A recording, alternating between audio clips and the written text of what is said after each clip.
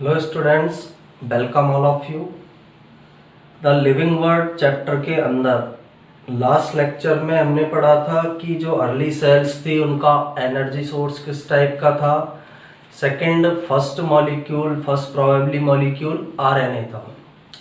आज के लेक्चर में हम लिविंग जो ऑर्गेनिज्म होते हैं उनके कैरेक्टरिस्टिक्स की या उनके अंदर कौन सी विशेषताएं पाई जाती है उनकी स्टडी करेंगे। यानी लिविंग जो ऑर्गेनिज्म है, लिविंग और नॉन लिविंग, जीवित और अजीवित जीवों के बीच क्या अंतर पाए जाते हैं, ऐसी क्या विशेषताएं हैं जो लिविंग ऑर्गेनिज्म में मिलती है, जीवित जीव में मिलती है और निर्जीव वस्तुओं में नहीं पाई जाती है। तो living, what is living, living होते क्या हैं, उनकी कैरेक्टरिस्टिक्स या विशेषताएं या गुण क्या होते हैं, उनके बारे में हम इसके अंदर स्टडी करेंगे। तो लिविंग ऑर्गेनिज्म के अंदर सबसे पहली क्वालिटी या कैरेक्टरिस्टिक जो पाया जाता है वो होता है सेलुलर ऑर्गेनाइजेशन। Cellular organisation. अब सेलुलर ऑर्गेनाइजेशन जो वर्ड है, सेलुलर ऑर्गेनाइजेशन जो शब्द है, उसका मीनिंग होता है कोशिकीय संगठन। हिंदी में इसे हम बोल सकते हैं कोशिकीय संगठन। अब इस वर्ड का मीनिंग क्या है? कोई भी लिविंग ऑर्गेनिज्म, यदि कोई भी ऑर्गेनिज्म लिविंग होगा, कोई भी लिविंग थिंग जो है, उसके अंदर स्ट्रक्चरल और फंक्शनल यूनिट सेल पाई जाती है। यानी हर लिविंग ऑर्गेनिज्म में सेल प्रेजेंट होती है। उनका जो संगठन है, उनका जो निर्माण है, वो किसके द्वारा किया जाता है? सेल के द्वारा। यूनिसेलुलर ऑर्गेनिज्म में केवल एक सिंगल सेल मिलेगी। मल्टी सेलुलर ऑर्गेनिज्म या बहुकोशिकीय जीव जो है, उनके अंदर सेल्स आपस में ग्रुप बनाती है, टिश्यू बनते हैं, टिश्यू आपस में ग्रुप बनाते हैं, ऑर्गन बना लेते हैं, ऑर्गन आपस में मिलकर सिस्टम बना लेते हैं, और सिस्टम के आपस में मिलने से क्या बन जाती है? पूरी बॉडी बन जाती है।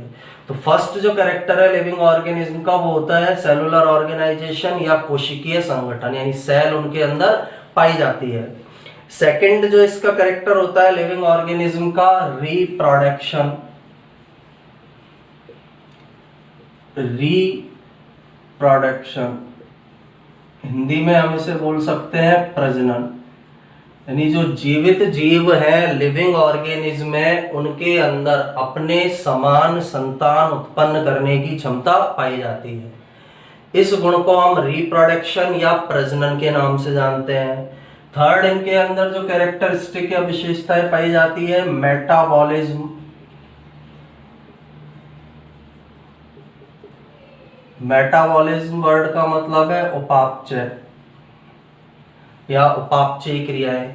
लिविंग ऑर्गेनिज्म के अंदर उनकी बॉडी में या सेल, सिंगल सेल वाले तो उनकी सेल के अंदर अनेक प्रकार की जैव रासायनिक क्रियाएं पाई जाती है। उनके अंदर अनेक प्रकार की बायोकेमिकल प्रोसेसेस चलती है, अनेक प्रकार की जैव रासायनिक क्रियाएं चलती है, जिन्हें हम उपापचयी क्रियाएं या मेटाबॉलिज्म या उपापचय के नाम से जानते हैं। तो जो लिविंग है ऑर्गेनिज्म, उनके अंदर थर्ड क्वालिटी या कैरेक्टर क्या पाया जाता है? मेटाबॉलिज्म की विशेषता उनके अंदर पाई जाती है। नेक्स्ट जो इनकी विशेषता होती है लिविंग ऑर्गेनिज्म की, होमियोस्टेसिस। फोर्थ जो इनका कैरेक्टर है होमियोस्टेसिस, सम स्थापन जिसे हिंदी में बोला जाता है। अब इसके नाम के अंदर इसकी डेफिनेशन है सम स्थापन। सम स्थापन का मतलब होता है लिविंग ऑर्गेनिज्म जो होते हैं, एनवायरनमेंट के अंदर कोई भी चेंज हो, वो अपनी बॉडी के अंदर उस प्रकार से एडजस्टमेंट करे रखते हैं कि एनवायरनमेंट के अंदर होने वाले चेंजेस का उनके शरीर की क्रियाओं पर प्रभाव नहीं पड़े। इस गुण को होमियोस्टेसिस या समस्थापन के नाम से जाना जाता है। यानी उनकी बॉडी के अंदर प्रोसेसेस चलती रहेगी, चाहे एनवायरनमेंट में किसी भी प्रकार का चेंज हो, गर्मी हो, सर्दी हो, उनकी बॉडी के अंदर होने वाली प्रोसेसेस के अंदर चेंज नहीं आएगा। एनवायरनमेंट चेंज होने से उनके शरीर की क्रियाएं नहीं रुकती है, वो उससे एक तरह से होमियोस्टेसिस या समस्थापन बनाए रखते हैं, जिसके कारण उनकी बॉडी के अंदर जो डिफरेंट प्रोसेसेस है वो कंटिन्यू चलती रहती है। नेक्स्ट कैरेक्टर इनका होता है हेरिडिटी।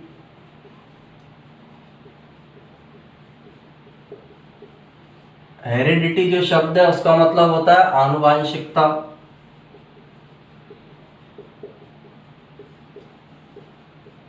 अब इस कैरेक्टर का मीनिंग क्या है? हेरिडिटी का मतलब है लिविंग ऑर्गेनिज्म जो है अपनी संतानों में अपने गुणों को भेजते हैं, जीन के थ्रू ये गुण भेजे जाते हैं, तो अपने गुणों को, अपने जैसे लक्षणों को अपनी संतानों में भेजते हैं, जिसे हेरिडिटी या आनुवांशिकता के नाम से जाना जाता है। ये भी लिविंग ऑर्गेनिज्म की प्रॉपर्टी होती है। नेक्स्ट इनकी प्रॉपर्टी होती है रेस्पॉन्स टू स्टिमुली।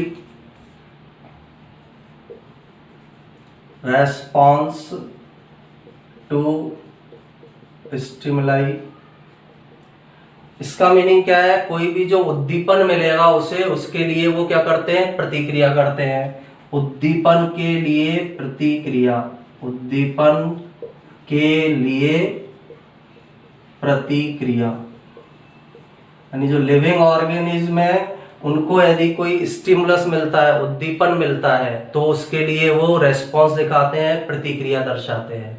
इसका सिंपल सा एग्जांपल है, हम हमारा एग्जांपल लें। हमारे यदि पिन चुभेगी तो हम उसके लिए रेस्पॉन्स दिखाएंगे, हाथ में पिन चुभेगी हम अपने हाथ को हटाते हैं, तो वो क्या कहलाता है? रेस्पॉन्स टू स्टिमुलाई या उद्दीपन के लिए प्रतिक्रिया। ये गुण भी किसके अंदर पाया जाता है? लिविंग ऑर्गेनिज्म के अंदर मिलेगा। नेक्स्ट इनका कैरेक्टर होता है growth and development. Growth and development, Hindi में इसे हम बोल सकते हैं वृद्धि तथा विकास। वृद्धि तथा विकास, यानी जो लिविंग ऑर्गेनिज्म है उनके अंदर वृद्धि करने का गुण पाया जाता है और डेवलपमेंट या विकास करने का गुण पाया जाता है। वृद्धि की क्रिया में सेल डिवीजन होता है, कोशिका का विभाजन होगा जिससे शरीर की वृद्धि होगी। और डेवलपमेंट का मतलब है जो सेल्स है वो डिफरेंशिएट होती है, सेल्स के अंदर विभेदन पाया जाता है। विभेदन की प्रक्रिया में सेल्स एक ग्रुप बनाती है और सेल्स के द्वारा डिफरेंट टाइप के फंक्शंस किए जाते हैं। तो ग्रोथ इनके अंदर मिलेगी, लिविंग ऑर्गेनिज्म में वृद्धि मिलेगी, और डेवलपमेंट या विकास की क्रिया इनके अंदर पाई जाती है। नेक्स्ट कैरेक्टर जो लिविंग ऑर्गेनिज्म का है वो है एडेप्टेशन थ्रू इवोल्यूशन।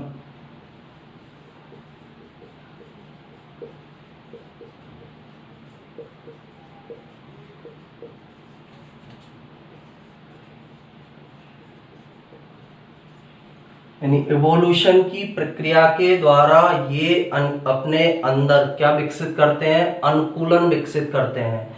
अनुकूलनों का इनके अंदर विकास होता है, एडेप्टेशन की प्रोसेस होती है इनके अंदर, एडेप्ट होते हैं ये विकास की क्रिया के द्वारा, विकास के द्वारा अनुकूलन का इनके अंदर अनुकूलन उत्पन्न होते हैं।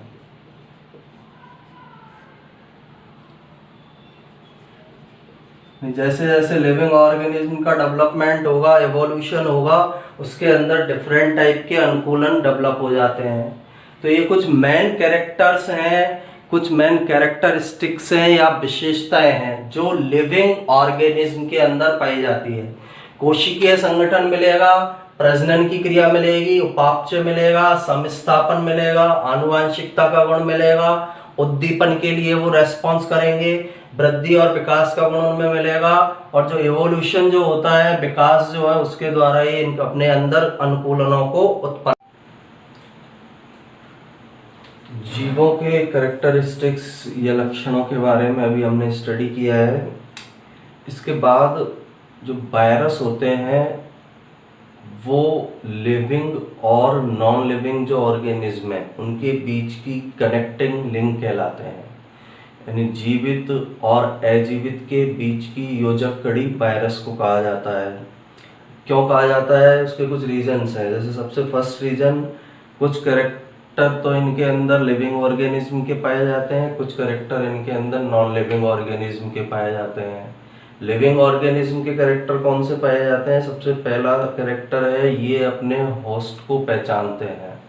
यानी जिस वायरस को, कोई भी वायरस है, जैसे हम पर्टिकुलर एक एग्जांपल लें TMV, तंबाकू मोज़ेक वायरस का, तो तंबाकू मोज़ेक वायरस के पास यह क्षमता होती है कि वह तंबाकू के पौधे को पहचानता है। सेकेंड लिविंग का कैरेक्टर इसके अंदर ये है, ये कोशिका के अंदर जाकर अपनी संख्या को बढ़ाते हैं। जैसे ही कोई वायरस कोशिका के अंदर एंटर होगा, वहाँ पर मल्टीप्लाई करेगा, गुणन करेगा और अपनी संख्या को बढ़ाएगा। तीसरा इसका लिविंग कैरेक्टर है कि ये वायरस को प्रोड्यूस करते हैं, यानी वायरस अपने समान वायरस को प्रोड्यूस कर रहे हैं, यानी रिप्रोडक्शन कर रहे हैं। नॉन लिविंग के कैरेक्टर इनके क्या है? सबसे पहला तो इनके अंदर सेल लेवल का अरेंजमेंट एब्सेंट होता है, सेल नहीं होती है इनके अंदर, जो स्ट्रक्चरल और फंक्शनल यूनिट है किसी भी लिविंग ऑर्गेनिज्म की। सेकंड कैरेक्टर, इनमें प्रोटोप्लाज्म एब्सेंट होता है, जीव द्रव्य इनके अंदर अनुपस्थित पाया जाता है, नॉन लिविंग का कैरेक्टर है। थर्ड, इनके अंदर मेटाबॉलिज्म एब्सेंट होता है, उपापचयी क्रियाएं इनके अंदर नहीं पाई जाती है। फोर्थ, ये क्रिस्टल फॉर्म में, इनको क्रिस्टल फॉर्म में कन्वर्ट किया जा सकता है या इनमें क्रिस्टलीकरण का गुण पाया जाता है। तो वायरस के अंदर लिविंग के और नॉन लिविंग के दोनों कैरेक्टर्स पाए जाते हैं, इसलिए इन्हें कनेक्टिंग लिंक बोला जाता है। लिविंग और नॉन लिविंग के बीच की कनेक्टिंग लिंक इन्हें बोला जाता है। नेक्स्ट जो इसके अंदर हमारी हेडिंग है, वो हेडिंग है वायरस। वायरस में सबसे फर्स्ट पॉइंट क्या है कि ये कनेक्टिंग लिंक है किस किस के बीच? लिविंग एंड नॉन लिविंग के बीच। तो वायरस है connecting link between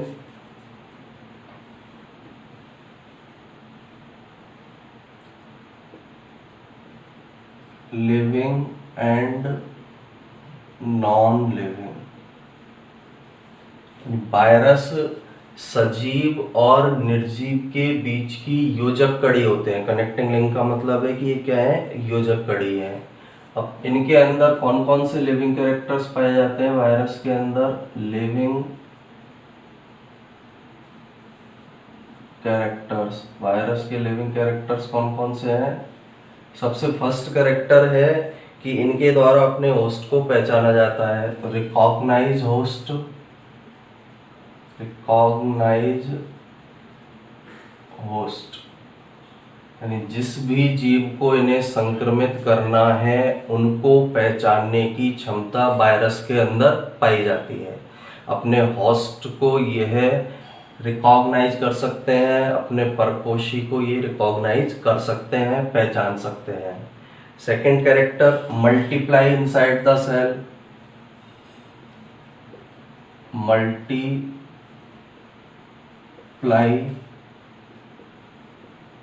inside the cell, कोशिका के अंदर जाकर ये गुणन करते हैं और गुणन करके अपनी संख्या को बढ़ाते हैं। किसी भी सेल के अंदर एंटर हो जाएंगे, उस कोशिका के अंदर प्रवेश करके अपनी संख्या को बढ़ाएंगे। ये लिविंग का कैरेक्टर है। थर्ड इनका कैरेक्टर होता है दे प्रोड्यूस वायरस, इनके द्वारा अपने सामान क्या प्रोड्यूस किए जाते हैं? वायरस। दे प्रोड्यूस वायरस है, इनके द्वारा अपने समान अनेक वायरसों को उत्पन्न किया जाता है। तो ये वायरस के अंदर पाए जाने वाले लिविंग कैरेक्टर्स हैं। नॉन लिविंग कैरेक्टर्स जो हैं इनके अंदर पाए जाते हैं वो कौन से हैं? Non living characters, first non living character इनके अंदर सेल का अरेंजमेंट इनके अंदर एब्सेंट है, सेल की व्यवस्था इनके अंदर नहीं पाई जाती है। Cell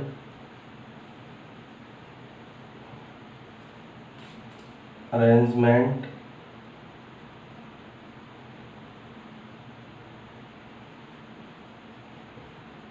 absent.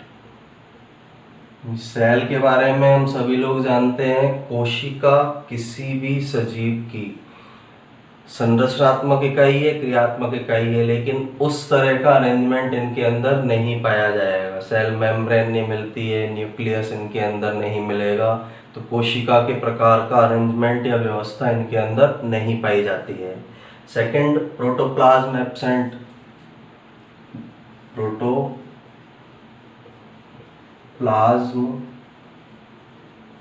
एब्सेंट जो जीवन की आधारभूत इकाई है। प्रोटोप्लाज्म को हिंदी में बोला जाता है जीव द्रव्य, जिसके अंदर कोशिका की सारी क्रियाएं होती है, तो प्रोटोप्लाज्म इनके अंदर एब्सेंट है। यह नॉन लिविंग कैरेक्टर है वायरस का। Third, metabolism absent.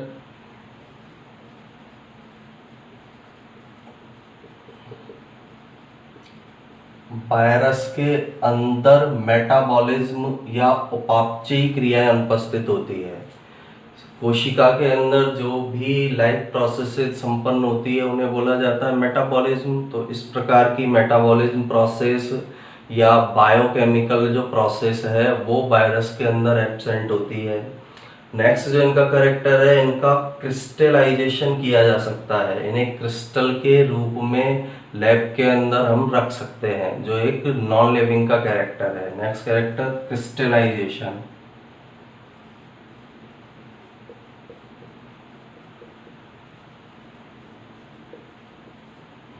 इनका क्रिस्टलीकरण किया जा सकता है, जैसे शक्कर के जो क्रिस्टल होते हैं उस रूप में इन्हें अरेंज करके, उस रूप में व्यवस्थित करके इन्हें हम रख सकते हैं, नॉन लिविंग फॉर्म में वो रहेंगे।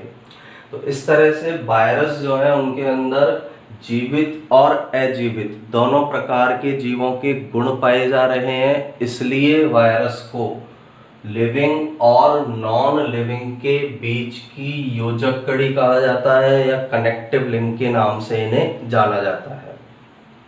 तो एक तरह का असेप्शन है ये, जो सेल थ्योरी दी गई थी स्लाइडेन एंड स्वान की, उसके बाद उसमें रुडोल्फ विर्चो ने कुछ उसके अंदर ऐड किया था कि ओमनिस सेलुल ई सेलुला मॉडर्न सेल थ्योरी बनी थी। तो मॉडर्न सेल थ्योरी का सबसे बड़ा जो अपवाद है, सबसे बड़ा जो एक्सेप्शन है, वो कौन होते हैं? वायरस। क्योंकि इनके अंदर कुछ कैरेक्टर लिविंग ऑर्गेनिज्म के हैं और कुछ कैरेक्टर इनके अंदर क्या है? नॉन लिविंग ऑर्गेनिज्म के हैं।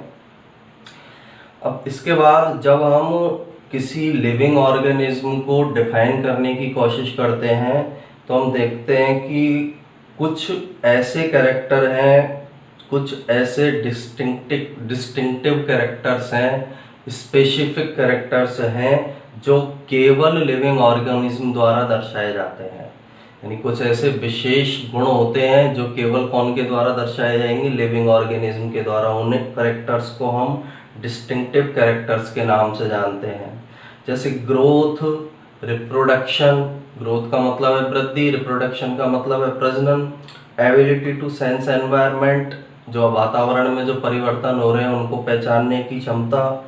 और रेस्पॉन्स देना, किसी स्टिमुलस के लिए रेस्पॉन्स देना। ये कुछ फीचर्स हैं जो हमारे माइंड में आते हैं कि लिविंग ऑर्गेनिज्म के कैरेक्टर हैं। लिविंग ऑर्गेनिज्म के मेन कैरेक्टर ग्रोथ है, रिप्रोडक्शन है, एनवायरनमेंट को सेंस करना है, किसी स्टिमुलस के लिए, जो स्टिमुलस उसे मिला है उसके लिए रेस्पॉन्स देना है। ऐसे यूनिक फीचर्स हमारे माइंड में लिविंग ऑर्गेनिज्म के आते हैं। इनमें कुछ और कैरेक्टर्स को हम ऐड कर सकते हैं, जैसे मेटाबॉलिज्म को ऐड किया जा सकता है। उपापचयी क्रियाएं लिविंग ऑर्गेनिज्म का कैरेक्टर है। सेल्फ रेप्लिकेशन की सेल्फ रेप्लिकेशन करने की जो क्षमता है वो भी एक लिविंग कैरेक्टर है। खुद को ऑर्गेनाइज करना भी एक लिविंग कैरेक्टर है। और इवोल्यूशन की प्रोसेस का पाया जाना भी लिविंग कैरेक्टर है। तो ये सारे लिविंग ऑर्गेनिज्म के कैरेक्टर हमारे माइंड में आते हैं। अब इन सब कैरेक्टर्स के बारे में, एक एक के बारे में हम डिटेल में स्टडी करेंगे कि ग्रोथ क्या है, रिप्रोडक्शन क्या है, सेंस करना क्या है, एनवायरनमेंट के जो अंदर चेंजेस है उनको सेंस करना क्या होता है। तो नेक्स्ट इसका पॉइंट ये है कि when we try to define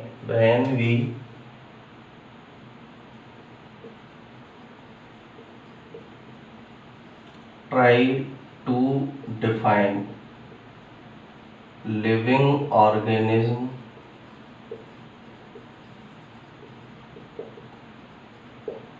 जब हम किसी लिविंग ऑर्गेनिज्म को डिफाइन करने की कोशिश करते हैं या उसको परिभाषित करने की कोशिश करते हैं, वी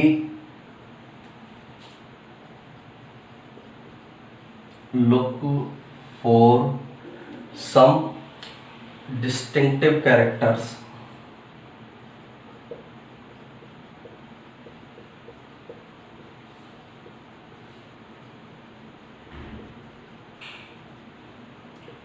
जब हम किसी लिविंग ऑर्गेनिज्म को परिभाषित करने की कोशिश करते हैं, डिफाइन करने की कोशिश करते हैं, तो उसके अंदर पाए जाने वाले कुछ डिस्टिंक्टिव कैरेक्टर या विशिष्ट लक्षणों को हम देखते हैं, जो किनके द्वारा दर्शाए जाते हैं, exhibited by living organism, exhibited by living organism. तो किसी भी लिविंग ऑर्गेनिज्म को डिफाइन करना है तो उसके अंदर पाए जाने वाले डिस्टिंक्टिव कैरेक्टर या विशिष्ट लक्षणों को हम देखते हैं। अब कौन कौन से जो विशिष्ट लक्षण है जो सबसे पहले हमारे माइंड में आएंगे, पहला जो लक्षण है ग्रोथ का है, लिविंग ऑर्गेनिज्म ग्रोथ करते हैं। सेकंड, लिविंग ऑर्गेनिज्म क्या करते हैं, रिप्रोडक्शन करते हैं, प्रजनन इनके द्वारा किया जाता है। थर्ड, इनके अंदर एबिलिटी टू सेंस एनवायरनमेंट, यानी जो वातावरण है उसके अंदर जो वातावरण को सेंस करने की एबिलिटी या योग्यता इनके अंदर पाई जाती है। वातावरण के अंदर जो चेंजेस होंगे उनको सेंस करने की एबिलिटी इनके अंदर प्रेजेंट होगी। रेस्पॉन्स, सटेबल रेस्पॉन्स करते हैं, यानी स्टिमुलस जो भी मिलेगा उसके लिए ये सटेबल रेस्पॉन्स करते हैं। तो ये मेन कैरेक्टर है जो लिविंग ऑर्गेनिज्म के हमारे माइंड में आते हैं। इनके बारे में अभी हमने ऊपर जस्ट पढ़ा है इन कैरेक्टर्स के बारे में। तो ये सारे के सारे suitable response come to our mind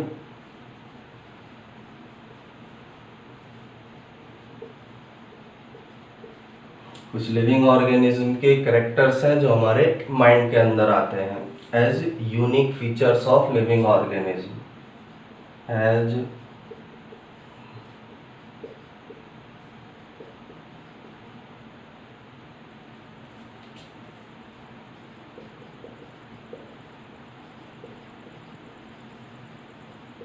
यानी किसी भी लिविंग ऑर्गेनिज्म को डिफाइन करें तो ग्रोथ, रिप्रोडक्शन, एनवायरनमेंट के लिए सेंस करना, सुटेबल रेस्पॉन्स देना, ये कुछ यूनिक फीचर्स लिविंग ऑर्गेनिज्म के हमारे दिमाग में आते हैं, माइंड में इनके बारे में हम सोचते हैं। इनके अंदर हम कुछ मोर कैरेक्टर्स को, मोर फीचर्स को ऐड कर सकते हैं। तो वन कैन ऐड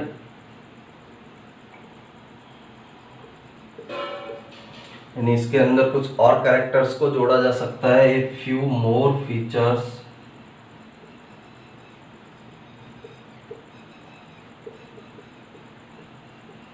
ये जो सारे कैरेक्टर हैं इनके अंदर हम और फीचर्स को जोड़ सकते हैं, लाइक मेटाबॉलिज्म,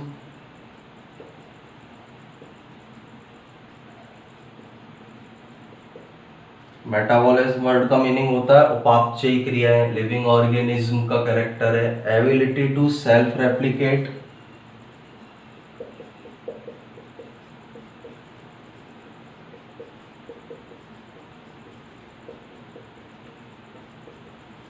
यानी खुद को प्रतिकृति करने की क्षमता है, रेप्लिकेशन की करने की क्षमता को बोला जाता है एबिलिटी टू सेल्फ रेप्लिकेट, ये इनके अंदर मिलेगा।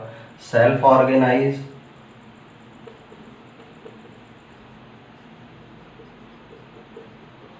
खुद को ऑर्गेनाइज रखने का कैरेक्टर भी किसके अंदर मिलेगा, लिविंग ऑर्गेनिज्म के अंदर पाया जाएगा। सेल्फ ऑर्गेनाइज की कैपेबिलिटी लिविंग ऑर्गेनिज्म के अंदर पाई जाती है। इमरजेंस या इवोल्यूशन, यानी जो लिविंग ऑर्गेनिज्म है उनके अंदर इवोल्यूशन की कैपेबिलिटी या विकास की क्षमता पाई जाती है। टू दिस लिस्ट, इस लाइन का मीनिंग ये है कि यूनिक कैरेक्टर जब हम देखते हैं किसी लिविंग ऑर्गेनिज्म के, तो सबसे पहले ग्रोथ आता है माइंड में, reproduction, ability to sense environment, suitable response, ये कैरेक्टर आते हैं। इनमें हम कुछ और कैरेक्टर्स को जोड़ सकते हैं, जैसे मेटाबॉलिज्म को, सेल्फ रेप्लिकेशन की एबिलिटी को, सेल्फ ऑर्गेनाइजेशन को जोड़ा जा सकता है, एवोल्यूशन को इस लिस्ट के अंदर जोड़ा जा सकता है। अब कुछ कैरेक्टर्स जो ग्रोथ है, रिप्रोडक्शन है, इनके बारे में आगे हम डिटेल में स्टडी करेंगे। ग्रोथ क्या होता है, डेवलपमेंट क्या है, रिप्रोडक्शन क्या है, उन कैरेक्टर्स की हमें आगे स्टडी करनी है।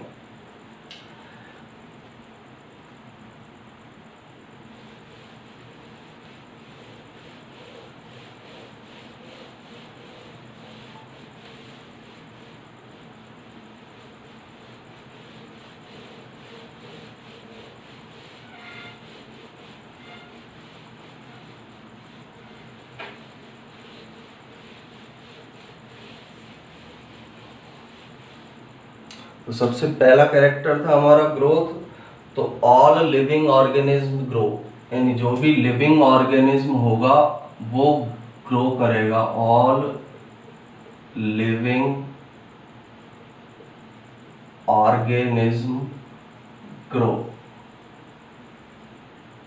कोई भी लिविंग ऑर्गेनिज्म जो है, कोई भी लिविंग ऑर्गेनिज्म जो है उसके अंदर ग्रोथ करने की कैपेबिलिटी पाई जाती है। अपने आप को, आकार को बढ़ाने की क्षमता उनके अंदर पाई जाती है। ये यूनिक फीचर है, लिविंग ऑर्गेनिज्म में मिलेगा, नॉन लिविंग में भी मिलता है। लेकिन लिविंग ऑर्गेनिज्म के अंदर जो ग्रोथ है वो किस तरह से होती है, अंदर से, आंतरिक रूप से होगी, इंटरनल होगी। लेकिन नॉन लिविंग के अंदर ये कैसी होती है, एक्सटर्नल फॉर्म में होती है। जैसे कोई रेत का टीला है, वो भी ग्रोथ, जैसे रेत आकर जम जाएगी तो ग्रो कर जाएगा, लेकिन वो बाहरी रूप से ग्रोथ होगी उसकी। जबकि लिविंग ऑर्गेनिज्म के अंदर इंटरनल रूप से क्या पाई जाती है, ग्रोथ पाई जाती है।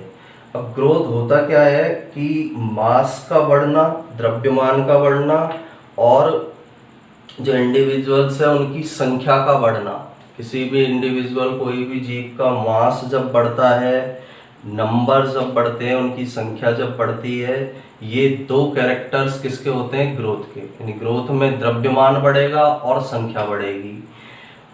सेकंड, साइज और शेप का बढ़ना तो ग्रोथ कहलाता है, आकार और आकृति का बढ़ना ग्रोथ कहलाता है।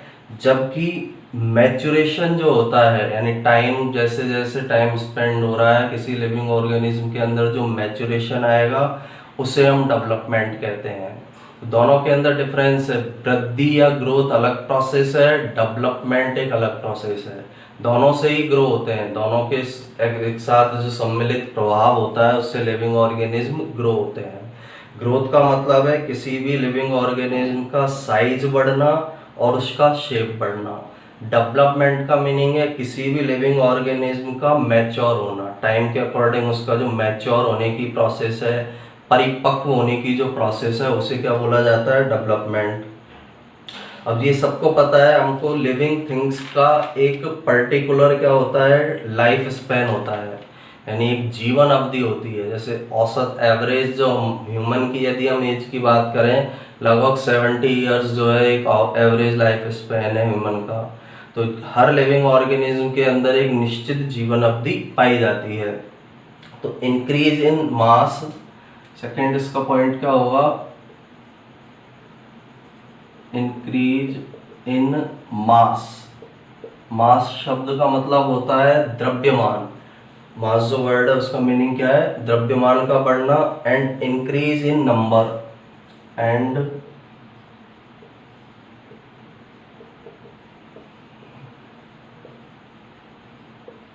of an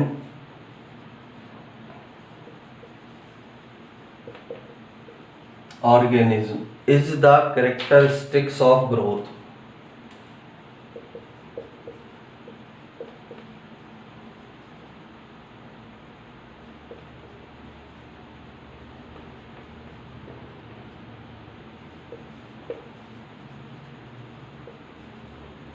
ग्रोथ के दो मेन कैरेक्टर्स हैं, दो मेन कैरेक्टरिस्टिक्स हैं। एक तो किसी ऑर्गेनिज्म की अंदर मास की वृद्धि होना, द्रव्यमान की वृद्धि होना, दूसरा ऑर्गेनिज्म की नंबर का बढ़ना।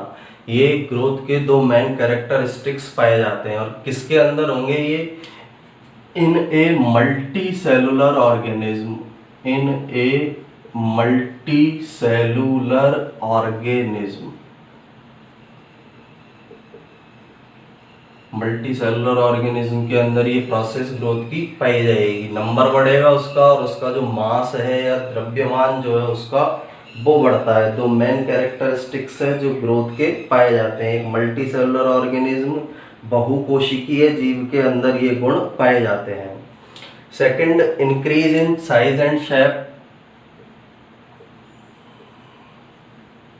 Increase in size and shape,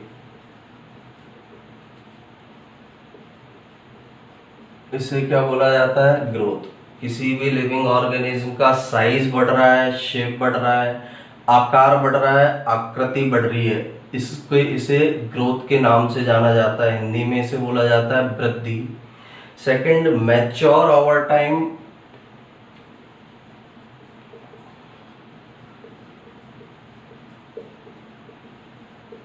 यानी टाइम के अकॉर्डिंग उनके अंदर जो मैच्योरेशन होगा लिविंग ऑर्गेनिज्म के अंदर, उसे किस नाम से जाना जाता है? डेवलपमेंट।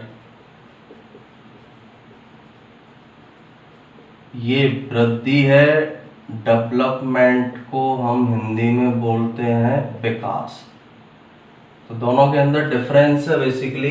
साइज और शेप का बढ़ना ग्रोथ कहलाता है, और मैच्योर जब कोई लिविंग ऑर्गेनिज्म होगा टाइम के अकॉर्डिंग, जैसे उसके अंदर जैसे जैसे मैच्योरेशन आता है, तो उस प्रोसेस को किस नाम से जाना जाता है? डेवलपमेंट या विकास के नाम से जाना जाता है। और लिविंग थिंग्स जो है उनके अंदर लाइफ स्पैन पाया जाता है। लिविंग थिंग्स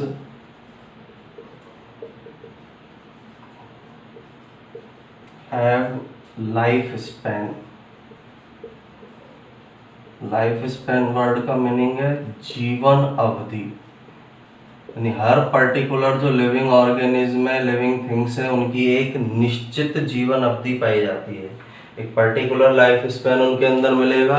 एक निश्चित जीवन अवधि जो है वो किनके अंदर प्रेजेंट होती है? लिविंग ऑर्गेनिज्म के अंदर प्रेजेंट होती है। एक एवरेज जो है जीवन अवधि हर लिविंग ऑर्गेनिज्म के अंदर पाई जाती है। अब सबसे पहले इसमें हमें ग्रोथ के बारे में पढ़ना है कि ग्रोथ के अंदर एक्चुअल में होता क्या है। तो ग्रोथ जो कैरेक्टर है, ग्रोथ में सबसे फर्स्ट पॉइंट, किसी भी लिविंग ऑर्गेनिज्म में एक तो साइज के अंदर परमानेंट इंक्रीजमेंट होना, साइज का परमानेंट बढ़ जाना, और उसके ड्राई मास या शुष्क भार के अंदर क्या हो जाना? शुष्क भार का बढ़ जाना, ड्राई मास का बढ़ जाना या शुष्क भार का बढ़ जाना, सेल के नंबर का बढ़ना, सेल के साइज का बढ़ना, ये सारी की सारी प्रोसेस किसके अंदर आती है? ग्रोथ के अंदर आएगी। लिविंग थिंग्स जो है वो रिप्रोड्यूस करने में एबल होते हैं, ग्रो करने में एबल होते हैं, डेवलप करने में एबल होते हैं। रिप्रोडक्शन की क्षमता उनके अंदर मिलेगी, ग्रो करने की क्षमता मिलेगी और डेवलप होने की क्षमता मिलेगी। ग्रोथ होता है सेल का रिप्रोडक्शन, यानी ग्रोथ के अंदर क्या होता है? न्यू सेल्स बनती है, नंबर बढ़ेगी। एक कोशिका से 2, 2 से 4, 4 से 8, 8 से 16, 32, इस तरह कोशिकाओं की संख्या बढ़ेगी, जिसके कारण ऑर्गेनिज्म की साइज बढ़ती है। ऑर्गेनिज्म लार्ज होता है, बड़ा होता है। और डेवलपमेंट जो प्रोसेस है वो सेल डिफरेंशिएशन की प्रोसेस है। कोशिकाओं के अंदर विभेदीकरण होता है, डिफरेंट टाइप की कोशिकाएं डिफरेंट वर्क को करने के लिए विभेदित हो जाती है, उस प्रोसेस को हम डेवलपमेंट कहते हैं। सेल्स जो है अपनी शेप को चेंज कर सकती है, अपनी स्ट्रक्चर को चेंज कर सकती है। इन प्रोसेसेस के द्वारा सेल जो है अपनी शेप को और अपनी स्ट्रक्चर को चेंज करती है। क्यों करती है? क्योंकि सेल्स को किसी मल्टी सेलुलर ऑर्गेनिज्म में अलग अलग कार्य करने पड़ते हैं। जैसे हम हमारी बात करें ह्यूमन की, जो हार्ट की सेल्स है उनको अलग कार्य करना है, लंग्स की सेल्स है उनको अलग कार्य करना है, हमारी लीवर सेल्स है उनको अलग कार्य करना है। तो अलग अलग प्रकार के जो फंक्शन करने हैं उनके कारण सेल के अंदर डिफरेंशिएशन की प्रोसेस पाई जाती है, इनके अंदर विभेदीकरण की प्रोसेस पाई जाती है। इसलिए ये ग्रोथ की प्रोसेस, डेवलपमेंट की प्रोसेस इनके अंदर पाई जा रही है। तो नेक्स्ट इसके अंदर पॉइंट क्या हो? फर्स्ट पॉइंट इसका ग्रोथ का क्या है? A permanent increase in size, a permanent increase in size यानी आकार के अंदर किस प्रकार की वृद्धि होना, परमानेंट प्रकार की उसके अंदर इंक्रीजमेंट होना। एंड ड्राई मास, ड्राई मास बोला जाता है शुष्क भार को, ड्राई मास की वृद्धि होना वाय किसके द्वारा होगी, ये by increase in cell number और सेल साइज और बहुत वाय एंड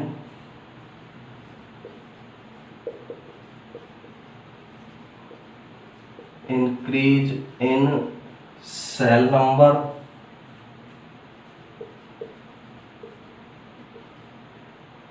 और सेल साइज और बहुत। A permanent increase in size and trimers by an increase in cell number और cell size और बहुत, यानी किसी भी जो ऑर्गेनिज्म है उसके साइज के अंदर और उसके शुष्क भार के अंदर वृद्धि होना, कोशिका की संख्या बढ़ने के द्वारा, कोशिका के आकार बढ़ने के द्वारा या दोनों प्रोसेस के द्वारा। ये प्रोसेस ही क्या कहलाती है, ग्रोथ कहलाती है। कोशिका की संख्या, कोशिका का आकार बढ़ने से किसी भी लिविंग ऑर्गेनिज्म का साइज बढ़ता है, ड्राई मास बढ़ता है, जिसे ही हम ग्रोथ के नाम से जानते हैं। और लिविंग थिंग्स क्या है, उनके अंदर ही कैपेबिलिटी पाई जाती है, रिप्रोडक्शन की कैपेबिलिटी उनके अंदर मिलेगी, ग्रोथ की कैपेबिलिटी उनके अंदर मिलेगी, डेवलपमेंट की कैपेबिलिटी उनके अंदर मिलेगी, जो हम लिविंग्स के कैरेक्टर्स के अंदर पढ़ चुके हैं। अब ग्रोथ के अंदर होता क्या है, बेसिकली सेल रिप्रोडक्शन होगा, सेल का जनन किया जाता है या कोशिकाओं को उत्पन्न किया जाता है ग्रोथ के अंदर। सेल रिप्रोडक्शन किसे बोलते हैं हम, produce new cell,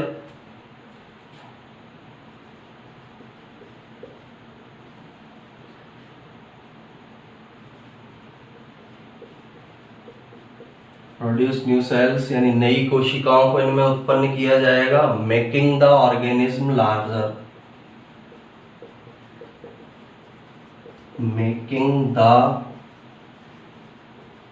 organism larger,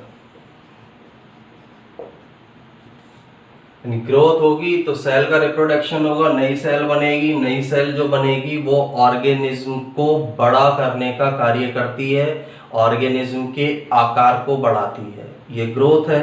development क्या होता है, सेल डिफरेंशिएशन, इसी से रिलेटेड हम वर्ड बात करें थर्ड, डेवलपमेंट।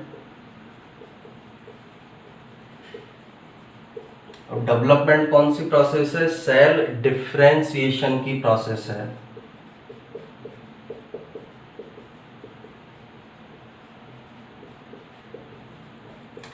कोशिका विभेदीकरण की प्रोसेस है। सेल डिफरेंशिएशन को क्या बोला जाता है, कोशिका विभेदीकरण। कोशिकाओं के अंदर जो अलग अलग ग्रुप में बढ़ जाती है सेल्स अलग अलग काम को करने के लिए, उसे सेल डिफरेंशिएशन बोला जाता है। अब सेल डिफरेंशिएशन में क्या होता है, सेल अपने शेप को और स्ट्रक्चर को चेंज करती है, शेप और स्ट्रक्चर के अंदर चेंज लाएगी, डिफरेंट हो जाती है, दूसरी कोशिकाओं से अलग हो जाती है और डिफरेंट फंक्शन को करती है। फिजिकल टाइप का ये चेंज होगा। तो सेल डिफरेंशिएशन में क्या होता है, sales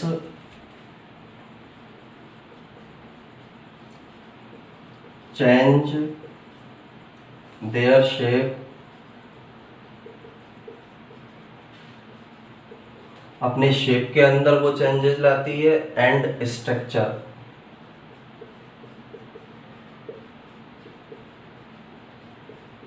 to serve different functions,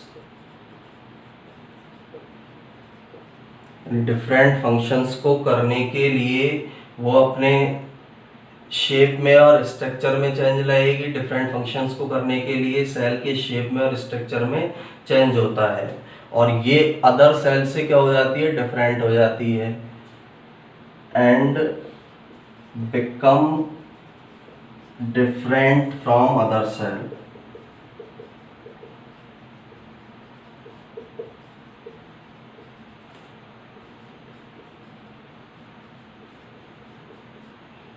यानी इसको हम किस तरह का चेंज बोल सकते हैं, फिजिकल चेंज।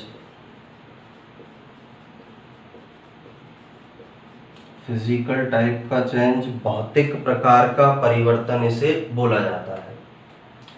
तो सिंपल सा याद ही रखना है, ग्रोथ में तो सेल में कौन सी प्रोसेस संपन्न हो रही है, सेल रिप्रोडक्शन की प्रोसेस ग्रोथ के अंदर संपन्न होती है। नई सेल बनेगी, ऑर्गेनिज्म लार्ज होगा, बड़ा होगा। डेवलपमेंट में सेल डिफरेंशिएशन की प्रोसेस होती है, कोशिकाओं का विभेदीकरण होता है, कोशिका अपनी आकृति में, संरचना में परिवर्तन लाती है, अदर सेल से डिफरेंट हो जाती है, जिससे वो डिफरेंट फंक्शन को कंप्लीट कर सके। तो ये ग्रोथ के बारे में पॉइंट्स हैं। इसके अलावा जो स्टेजेस जो होती है लाइफ की, जो लाइफ है कुछ स्टेजेस में कंप्लीट होती है। सबसे पहले लाइफ की स्टार्टिंग होगी, जिसे बिगिनिंग बोलते हैं हम।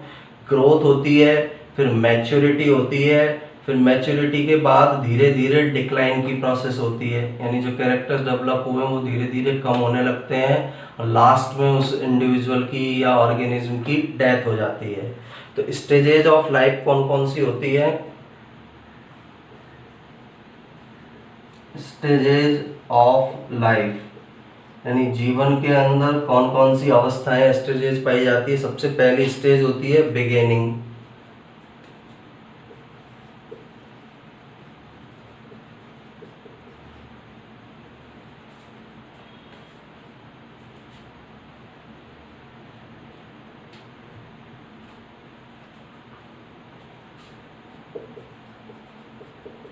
यानी किसी भी लिविंग ऑर्गेनिज्म की शुरुआत होगी, उत्पन्न होगा वो, जिसे बोला जाता है बिगिनिंग।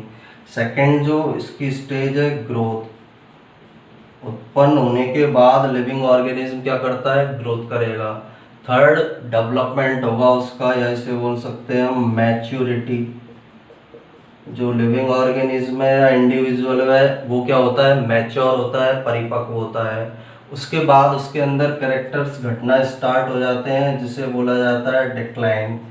और फिफ्थ जो है लास्ट स्टेज डेथ, यानी उस लिविंग ऑर्गेनिज्म की क्या हो जाती है? मृत्यु हो जाती है।